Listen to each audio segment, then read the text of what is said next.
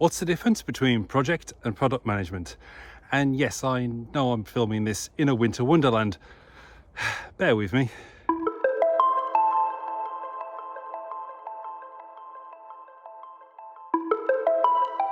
I have a vested interest in trying to understand the difference between project and product management because I failed to land my dream job once because of it.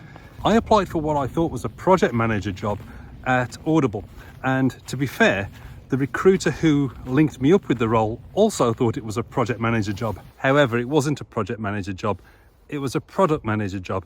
And to say that the interviewer got annoyed about halfway through with me and with the recruiter because we'd been mismatched is an understatement. It was pretty clear by the end of the interview that it had all gone wrong. So I asked the interviewer, where did I go wrong in this? What have I done wrong? Why couldn't I answer your questions? And she said, because you're a project manager and we need a product manager. And I asked, what's the difference? Which I guess kind of confirmed that they shouldn't have hired me in that role. So since then, I've had opportunities to pick up the main differences between project and product management, and they are hugely different. They're entirely different, but they do overlap at times. And that's where people, I think, get a little confused. So anyway, I've learnt enough to get by in terms of the difference between project and product management, but I'm not going to pretend to be an expert on it. So for your benefit, I decided to actually reach out to an expert. So I lined up a call with John Quigley, who knows a hell of a lot more about this than I do. And I asked him a few questions about the difference between project and product management. John, what is the main difference between project and product management? It's a very good question, and I've seen them where they get kind of mixed up, and it sort of depends on what your organization is, what products they develop, their customer base, as to how to answer that. But in general, it can be distilled down into this, I think. The product manager concerns himself or themselves with the life cycle of the product, which is understanding what the customer needs to solve their problem at a technical level, to generate a product which will be introduced. That's the introduction phase of the product. That person will shepherd the product through its life cycle, the introduction, the growth of the product, the expansion into larger markets. It'll start to flatten out as it becomes mature, and over time, when our competitors or would-be competitors see that we're actually doing something good here, they're going to jump in, and now we're going to start to see a decline in the product as technology, other technologies supersede this one, or other competitors jump in the market, and you'll see a decline. So you get this nice little curve. That's a product manager. Now, project manager is a little different. They concern themselves with managing a project, which is an action or a set of activities to produce some stated objective. Like the objective might be to deliver this product to market for these customers, these specific customers. And they will have something called a project life cycle. And if you look at PMI as the baseline, there's going to be an initiating phase, which is an exploration. Can this actually be a project that produces something successful for us, for the company, and for the customer? And if that's true, if that exploration turns out to be true, then it will go into a planning phase, and then an execution phase, and they will monitor and control the execution, adjusting the project to as they learn, as you learn by doing, and then finally closing the project out at the end when the product or the output of the project is met. So the product life cycle is likely, probably almost always, much longer than a project life cycle, because you're just delivering the product. And once you've got the product out the door from a project perspective, that project is done, but that product is not done. And if you want to make an adjustment to the product, you will probably open up another project to do so. So you could have potentially multiple projects that occur within a product's life. Is it life cycle or lifespan? Life cycle. Oh, yeah, lifespan. You could say lifespan. It's a cycle if it ends. Yeah. It's birthed, and then it's put away for good. So it does end, and that would be it ends, and maybe it's extended to adaptations and variation, which means, for example, let's say my product is becoming mature, but it's not obsolete. And there are new features coming on the market by our competitors. And we're still making what we need to and providing value to the customer. And we would like to add these features. We'll set up another project to make some alter this product as is and launch a new version of this product, which might extend the mature phase and the decline, push the decline out a little further. Okay. So I'm imagining a scenario where you've got a product manager then. They themselves might take on the project manager role if they choose to be, or if they're required to be so hands-on. Does that tend to work out well, or does it work out better when they bring in somebody with the dedicated project management skills? I think it kind of depends.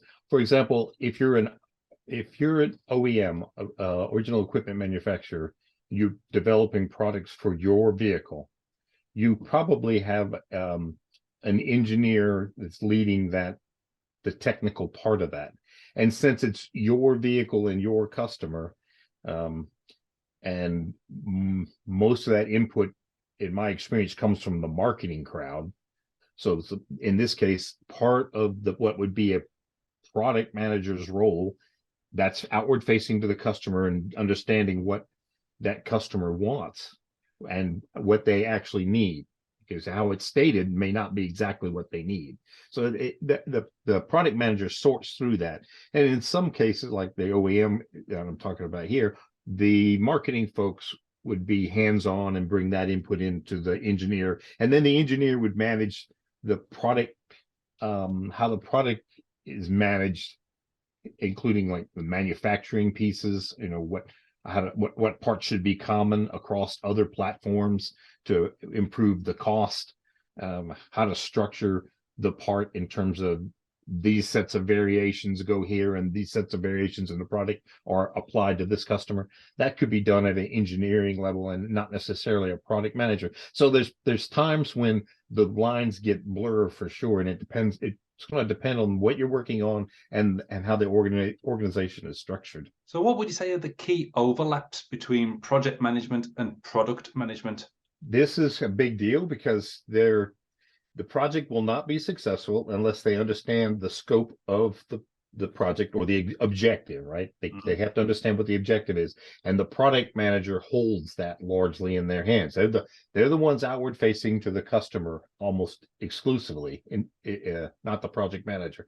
And even if you had the project manager in tow, which sometimes happens, you don't have the whole team to ask relevant questions with the product manager and the customer, that kind of thing. So that communication between the product manager and the project managers and the project team is going to be important, and understanding the specifics that allow the engineers and the technical talent to actually build this product. So the definition of the scope of the product, that includes what the product is supposed to solve and what are the limits of that, of the scope, are important to know, and the project cannot make that up without the product manager. So that's kind of important. And from my experience, a lot of times a project manager doesn't know it all, the entire range of the product features or the scope of the product as the project is may even start. You can't wait till you know everything to start the project for a host of reasons. One of the big ones is time to market, right? The longer you're waiting, trying to get these dribs and drabs from the product manager, from the customer through the product manager into the project, you're watching your time to market clock tick. And in general, we don't like that to be too long. So that's one of the threats then that you would see in that. Are there any other recurring significant threats in how this relationship works? Yeah, another one would be that you know enough from the product owner, from the product manager, to start the development, and then some new thing is learned, and in that period of time you have been working, and your project is anchoring the product. The more project decisions are made about the product, the less other decisions can be made. that's cost effective. You're investing money, and therefore you're reluctant to go back to here to restart. So you got to be careful about what you undertake and what's prioritized from the product owner or from the product manager as input into the project. For example, I can only think of one really bad one. Let's say I'm working on the project and I start tooling for a housing. Tooling for a housing can be very expensive, in the orders of $50,000, $100,000, depending on what we're talking about, the level of detail and finish, or even more. And it's time consuming. So if I start tooling my housing for my product, and then the product manager comes in and says, actually, we need to change the housing. That might have been something that should have been earlier on in the discussion to get the understanding, the range of possibilities in this product at the a little earlier, because now I've already invested money and I'm not going to want to go, and time, I'm not going to really want to go backwards here. Yeah. So prioritizing what's most important technically is essential also. Finally, out of the woods. And if you're feeling a little less lost now around project and product management, maybe now you're interested in maybe what portfolio management is, in which case, check out that video there.